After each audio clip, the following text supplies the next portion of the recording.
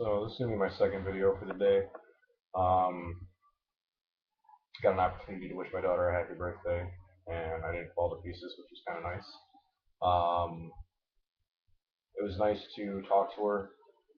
Apparently, she's having no problem or no issues transitioning, moving from Delaware to California, which makes me very happy. She's a very talkative little girl. She's very friendly. She's very compassionate. It was really nice to talk to her. Got an opportunity to go to a meeting tonight where we covered some stuff from basic text, um, and it seemed like, ironically enough, that people started talking about their relationships with their children, grandchildren. Um, I didn't really have it in me to really speak about, being my little girl's birthday, and here I am in treatment again. Um, Stuck in a halfway house again, and you know, I don't know. I'm very stubborn in the fact that I can be very hard-headed. I don't like to really talk about my business, so I think it's a very good thing for me to kind of just talk about it on a public forum like this for the world to see. Um, at the end of the day, this is just for me. I get to share my story through all this with people I don't know, be it addicts or non-addicts. There's so many things that I want to talk about uh, in terms of my situation and my relationship with my mother, my father, my brother, sisters, myself. Um, but I have quite some time to do this, so I don't want to try to jam it all into a couple videos and be left with nothing else to talk about. Plus, I don't think anybody's got that much patience to want to listen to me for that long. But again, the meeting was very, very ironic and very helpful and inspiring at the same time. Um, my relationship with my daughter isn't very strong right now, and I hope to change that. A lot of what I do today is to help strengthen my relationship with her, also strengthen my relationship with myself, and I don't want to just spit off stuff from the basic textbook. I do want to be a productive, responsible, respectable member of society again. Um, I don't like to feel sorry for myself, and I don't want anyone to feel sorry for me because of this. That's not what this is for. But it's just part of my story, and another part of my story. And again, this is just kind of me doing my step work and such.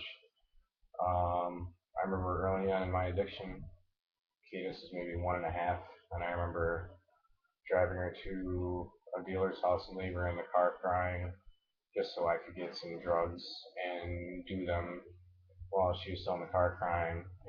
I've done so much wrong to so many people, and I have so many things to try to fix and apologize for directly and indirectly.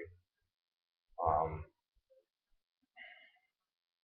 so I hope through these videos that, you know, when I look back on them progressively, I see growth mentally, emotionally, spiritually, and I hope others do as well. And I hope that through all this, other addicts can see that any addict can stop using drugs, lose the desire to use, and find a new way to live. And through my experience, strength, and hope, um, make a decision to stop.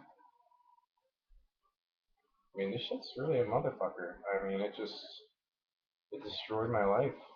You know, I It's a little easier for me to just focus on the use now than specifically my daughter's birthday. because I'm past that. It's on to the next area of my life that I need to focus on. There's a lot of stories, and I don't want to tell war stories, but through some videos I will. Um, but a little bit about me. I used to have the world by the balls. I was young, ambitious. I was managing restaurants, which for an addict, it's like alcohol and drug heaven. You're working around alcohol all day. Drugs are readily available all day, during, before, and after work. However, I was making phenomenal money, and it led me down a road of self-centeredness and just self-loathing, lying, manipulating, and stealing from others, from family, from loved ones, um, to here. I I truly wish that I did not do any of the things that I've done to myself, to my loved ones. It's terrible, terrible things that I've done. Um, and there's some relationships that I've damaged that are probably unrepairable. And these are with like immediate family members. And hopefully one day I'll be able to do that. I would love to be welcomed back, you know, into my mom's arms and in her house. I would love for my stepfather to love me again. I'm not saying that they don't now, but I feel like they don't. But I also know that the reason they're not talking to me now is because if they do, they're just going to enable me again, and it'd just be a matter of time before I start getting high again. You know, I've stolen from them countless times. It's terrible. Such a scumbag.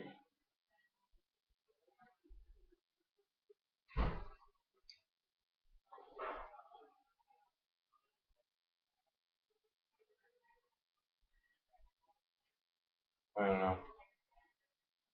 It's tough as an addict, especially being in an environment that I'm in.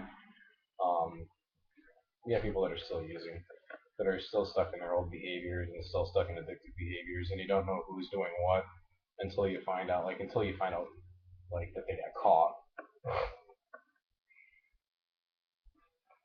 It just sucks because I don't want to use, and I have friends that I think that don't want to use, but they are. And it's tough to be around people like friends of mine that aren't addicts that do occasionally drink. I can't even be around that right now. Like, I feel like I gotta like lock myself away from the world and try to live in it as cohesively as I possibly can. Um, but at the same time, still like mixing oil and water. Like, society and addicts like just don't mix because we're different than the people that aren't. I mean, we look the same, but